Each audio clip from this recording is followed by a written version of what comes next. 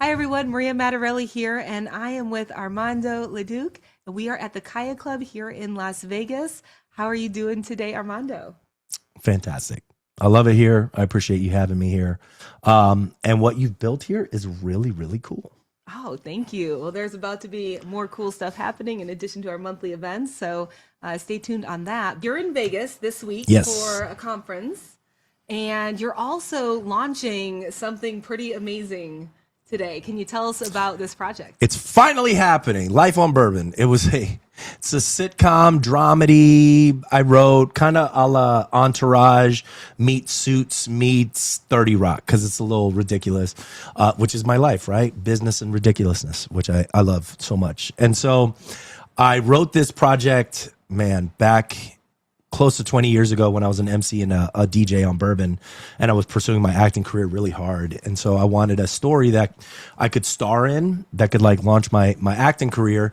And a lot of life happened. We shot 10 days, ended up losing all that footage. And so just kind of got away from it for years. And then I rewrote it from a perspective of where I am now as an agency owner. But I wanted those stories from Bourbon Street. So I wrote a character in there that's in his like late 20s, early 30s. So I can infuse all of my crazy Bourbon Street stories onto him, and then keep my stories now of marketing woes and the whole nine. And so my character Leo owns a bar on Bourbon, but he owns a marketing and PR firm too. Oh, amazing. And okay, so we had the privilege of doing a private screening here at the KYA KLUB in Las Vegas the other day. Yes. And I've got to say, I loved it. It was so on point as far as the humor being relevant for today. The way I love your accent, by the way. What Thank kind of you. accent is that? It was just a Hispanic accent. I wanted to, a lot of times when people see New Orleans, they don't necessarily see everybody. And so actually there's a lot of accents in that show. There's the Hispanic accent, there's a French accent, there's an Australian accent, and there's like a Southern Georgia accent, and along with like the New Orleans accents. But like I wanted it to have that feel, like this sort of international feel, because New Orleans has it, but isn't necessarily always portrayed that way. And because Bourbon Street is such a hodgepodge of people, I felt like I could do that really well on that street and just kind of infuse all of that. And like I really appreciate that you like it. Because I'm always like, does she really like it, or is she just saying that to be nice? Yeah. You know what I mean? But you're right. That's my story. My story is that It's solid. It's solid. good. And the other people that were here that got to see the pre-screening also, they loved it too. And it's one of those things when you can hit on the pop culture relevant topics, Totally. and doing it in such a masterful way where it's well shot, it's great quality, and I think everyone's gonna love it. Now, tell us a little bit more about your current business and the marketing that you do, because you just brushed on that lightly. So Sure. you're playing on your life experiences living in New Orleans, DJing. Love that you're a DJ. I did not know that. Yeah. And then also being able to bring in like some of the business blunders or the Totally. challenges and some of the ridiculous things that can happen where you're like, this is not why I got into business. Why do I have to babysit grown adults, right? Yes. Yeah. Well, what's cool, and you're saying adults are like children. They are like children, right? Like people have feelings and personalities and experiences and point of views and perspective, and you know what I mean. So they want what they want when they want it. Clients can feel like children sometimes because you're trying to make them happy, and sometimes they don't know how to make themselves happy. They don't know what happiness is, and therefore they're never sometimes happy. I'm not saying all my clients, I'm just saying some of my clients have been that way, where it's just like, it doesn't matter what I do, you're just never going to be happy, right? And so so those stories, some are stories about just blunders that we've made. You know what I mean? That like we've infused, and ridiculous people I've hired over the years, and things that I've done making mistakes. And I was just like, let me just throw all of that in, because people, I've been in some writers' rooms in LA, and they always talk about like, write what you know, like just write what is happening. Yeah. And so I was like, I always forget that because I'm like, oh, I need to imagine all of this stuff. And I was like, maybe I don't need to imagine it. It's already happened. So let me just talk about it. Well, and that's why it's so relatable and it resonated so much. And that's why I thought it was so hysterical, because these are topics that I've encountered similar things in business. Sure. So it's like, it resonates, right? Good. Yeah. Good. I'm glad it does. I feel like it resonated. We did a few sort of private screenings at different events that I've done, and I've shown it in different places. I've shown it to like Bourbon Street employees, and then I've also shown it to mastermind groups, and like I've shown it in the legal spaces, and everybody seems to resonate with it at different points though. Oh, nice. At different aspects, right? So I think it's going to be, a lot of people have, when they've finished watching it, we're like, man, this really feels like Entourage. And I was Yes. like, I couldn't have Who doesn't had want to live a better like compliment. Entourage? Yes. Yeah. And yeah.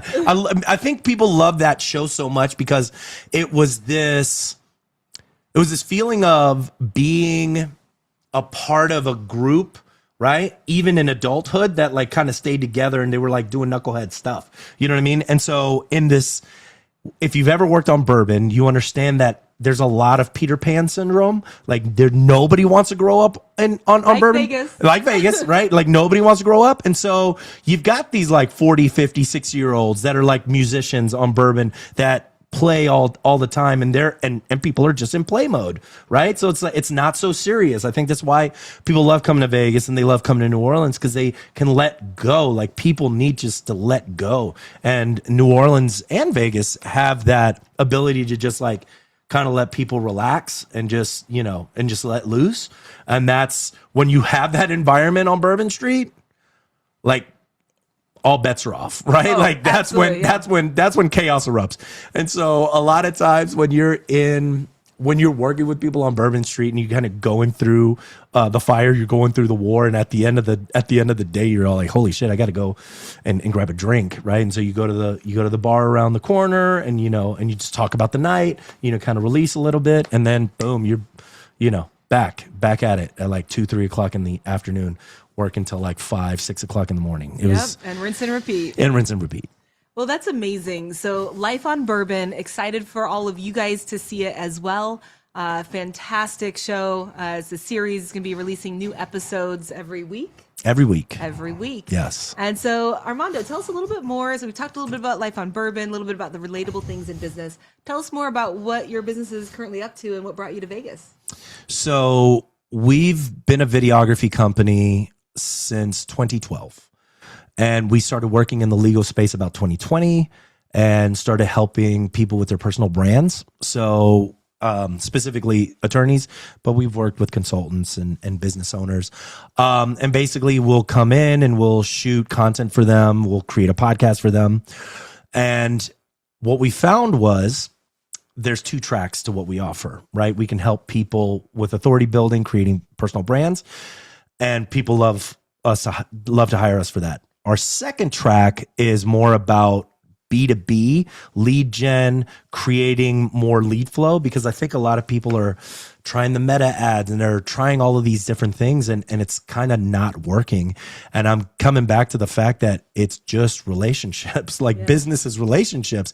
What did people do back in the day? They would go, oh, let's go to lunch. Let's go grab a drink. Let's go have coffee. Let's go get lunch. Let's go play golf. Let's go to an event, blah, blah, blah. You know what I mean? Like all this stuff. And I'm just substituting all of those interactions with a podcast. Amazing. And it's such a great way to get to know someone, build rapport. And I feel like it's one of the most authentic ways people come across, because it's a conversation. They're not posturing. They come across more authentic. And that is where relationships are built in business. 100%. And so we've been doing that. And so our latest offer is the Pop-Up Podcast. And this is us going to conferences and setting up a podcast booth at the conference. Oh, love that. And we use it to just attract people. So we've gotten, the public speakers of the event there, the conference organizers, other exhibitors, like highly influential people from within the industry. Like they all come to the podcast. Like we did a podcast last week at the Mass Torts Made Perfect. And the client was like, we really want to get like Mark Lanier and Ben Crump and some of these people that are like heavy hitters in the legal industry. And because we had a platform for them to show up, they came, right? We were just talking about that in terms of like, how do you accept $1 million? Like you have to be in a position to invite the money in, right? So same thing with podcasting, same thing with relationships. If you have a vehicle in which you can have those conversations, like a podcast, it makes it easy to invite people to a conversation. People just want to get straight to the end point, which is, I want to close the deal. And I'm like, well, yeah, I got it. You want to close a deal. How do you know if that's a person that you even want to work with? How is it? Have you done any research in terms of like how they interact with their like vendors? If you aren't doing that, you're setting yourself up. I use my podcast as a weeding out process a lot of times for people that aren't going to be good fits, right? Like, and you can tell if somebody's not going to be a good fit, and that's okay. It's not a personal thing. I'm not here to go, well, you know, you're a bad person or I'm a bad person because we can't work together. It's just like, well, we just can't work together, and that's okay. You know what I mean? So I use my podcast for that. I've used my podcast to meet some of the most amazing people. I went to Antarctica in November because of my podcast. I've worked with my COO, my CFO, like all these people that I've met and that are working with me currently, all because of my podcast. Oh, it's amazing. All because of my podcast. And, you know, I know that strategy works at events because I actually have done that at conferences in like Singapore, Shanghai, different places. I was working, speaking at a conference, and like you said, you get exactly who you want to talk to. You get that interview, you build that rapport, and so that is an amazing strategy. So how can people reach out to you, contact you, and learn more about Life on Bourbon and your marketing and branding company? Sure. They can reach out to leducentertainment.com, and then I'm all over social media. So if you look up Armando Leduc, you'll find me. And I've been playing around with a nickname, Podcast Poppy. What do you think about Podcast? You like Podcast Poppy? It's good. Right. Yeah. I think we're going to roll with Podcast Poppy. Amazing. It's hilarious. Well, Armando, thank you for stopping by. Thank you. Great to see you while you're here in Vegas. And we are so excited for the launch of Life on Bourbon. Thank you for showing it here at the KYA Club in Vegas. Heck yeah. Thank you.